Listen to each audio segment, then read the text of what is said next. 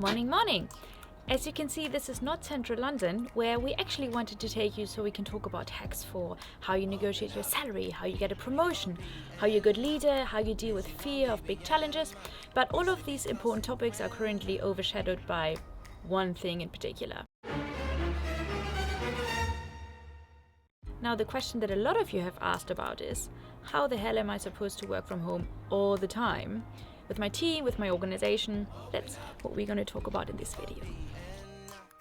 From my home office, we will actually call a friend of mine who is an expert at working from home. I met him when I pitched to the German Chancellor Angela Merkel, and at these events, the others are mostly older men in black and blue suits. So here I sat down next to somebody who also stood out, this guy here with a microphone. That's Peter. He is better known under the name Pete's and is one of Germany's most successful YouTubers. The 12 people in his company work from home all the time and have actually done so for over 9 years. So I asked Peter for his top tips to be productive when you work from home and to tell us what mistakes he and his team have made in the past that you might want to avoid. We will speak in German, so make sure you have your subtitles on. Top-Tipp Nummer 1 ist morgens duschen gehen, würde ich schon fast behaupten wollen. Ich muss das machen, weil ich ja vor der Kamera sitze, ja, und da möchte man natürlich nicht sitzen da möchte man vernünftig aussehen. Aber wenn man so eine Art Alltag in das Homeoffice bringt, dann hilft einem das, fokussierter zu bleiben. Ich glaube, dazu zählt auch, dass, wenn es möglich ist, sich eine dedizierte Arbeitsstation irgendwo hinzusetzen.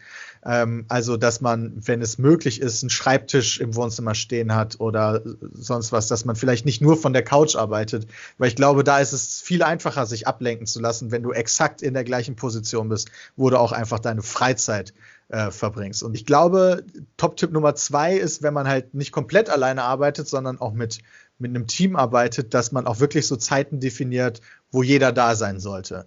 Dass du doch wirklich dir vorstellen kannst, jetzt muss ich arbeiten. Ich bin zwar bei mir zu Hause, hier lebe ich normalerweise, aber jetzt ist Arbeitszeit. Wie trifft man sich denn dann digital? Also viele Leute machen sich jetzt schon darum Sorgen, wie sie produktiv zusammenarbeiten können, wenn sie sich nicht sehen und wenn jeder alleine zu Hause ist. Wie macht man das als Team? Wir sehen uns nicht, während wir arbeiten, aber wir hören uns. Wir benutzen ein Programm, das nennt sich Teamspeak, aber mittlerweile gibt es ja so viele unterschiedliche Programme. Teamspeak ist schon ein paar Jährchen älter. Da gibt es sowas wie Discord oder auch eben Skype, wobei Skype nicht ganz so gut geeignet ist, wo man halt unterschiedliche virtuelle Räume hat, denen man beitreten kann. Und alle, die dann schon in diesem Raum sind, die hört man dann reden und die hören einen reden. Man kann diesen Raum aber auch einfach verlassen. Und wir haben sozusagen spezielle Zeiten, spezifische Zeiten jeden Tag, wo alle da sein müssen. Egal, ob sie vor der Kamera oder hinter der Kamera arbeiten, und zwar in diesem Programm. Das ist wie so ein virtuelles Büro, so ein Programm wie Teamspeak oder Discord, wirklich, wo mit einzelnen Räumen, wo man dann halt gemeinsame Projekte macht, Teambesprechungen macht, das haben wir natürlich auch. Wir haben jede Woche Meetings, da sind dann alle in einem Raum, wirklich, wie in einem echten Büro. Und dann sprechen wir halt miteinander, gucken, welche Ziele erreicht wurden, wo was noch geändert werden muss und so weiter und so fort. Und dann geht wieder jeder in sein Büro oder das Aufnahmeteam dann halt quasi ins Studio, wenn man so will, ins Virtuelle. Nächster Tipp wäre auf jeden Fall, klare Ziele zu definieren. Das haben wir auch. Das haben wir vor allen Dingen bei den Leuten, die hinter der Kamera arbeiten, wo wir nicht immer kontrollieren, sind die jetzt da oder so, sondern dann reden wir vor allen Dingen miteinander, wenn es halt um was Arbeitsmäßiges geht. Und wir haben halt jeden Tag Videos, die online gehen müssen. Wir haben klare Dinge, die gemacht werden müssen. Und solange das passiert, ist alles gut. Und diese Ziele versuchen wir halt so zu definieren, dass sie aber auch erreichbar sind, sodass halt nicht jeder, keine Ahnung, 24 Stunden am Tag arbeiten muss, sondern dass sie realistisch sind. Und wir haben da auch ein so offenes Verhältnis, dass wenn jemand sagt, nee, das ist jetzt gerade zu viel, das funktioniert nicht, dann kann man da ohne Probleme drüber reden. Aber ich glaube, wenn du halt gar keine definitiven Ziele hast, ist es auch viel schwieriger, sich zu fokussieren, beziehungsweise vor allen Dingen sich nicht ablenken zu lassen.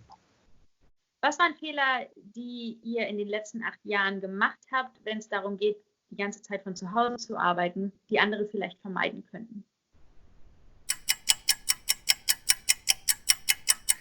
Ist jetzt vielleicht eher hilfreicher für Leute mit Team, aber wenn du Leuten nicht ins Gesicht sehen kannst, kann man schon mal dazu neigen, bestimmte Mitarbeiter vor allen Dingen als Problemlöser zu sehen oder die müssen jetzt halt abliefern und dann ist gut, vor allen Dingen, wenn man gar keinen persönlichen Kontakt mehr dazu hat.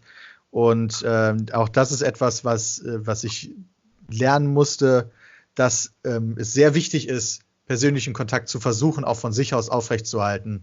Bei Teammeetings oder auch vorher zu fragen, hey, das Persönliche nicht zu verlieren. Wie geht's? Also wirklich Scherze zulassen. Und es geht nicht einfach nur darum, nur weil die Mitarbeiter nicht direkt gegenüber von einem sitzen, dass sie jetzt nur dafür da sind, Probleme zu lösen oder Dinge zu erledigen, für die sie angestellt wurden, sondern dass das Persönliche darf auch übers Digitale nicht verloren gehen. A daily routine, fixed times for when you and your team meet in a virtual office, but also for when you take time off. Clear goals for each week that ideally you set with your whole team, and getting personal with your colleagues and making the time to ask them about their life and not just work. Those hacks will help you work well and be productive at home. To stick to my daily routine, we actually built a little London tube station in our kitchen, so I can still commute to work. And now I can sing along without it being weird. Kind of. We would love to know what your tips and hacks are. Please make sure that you leave them in the comments below. Share this video with others who have to work from home, and we look forward to seeing you next time.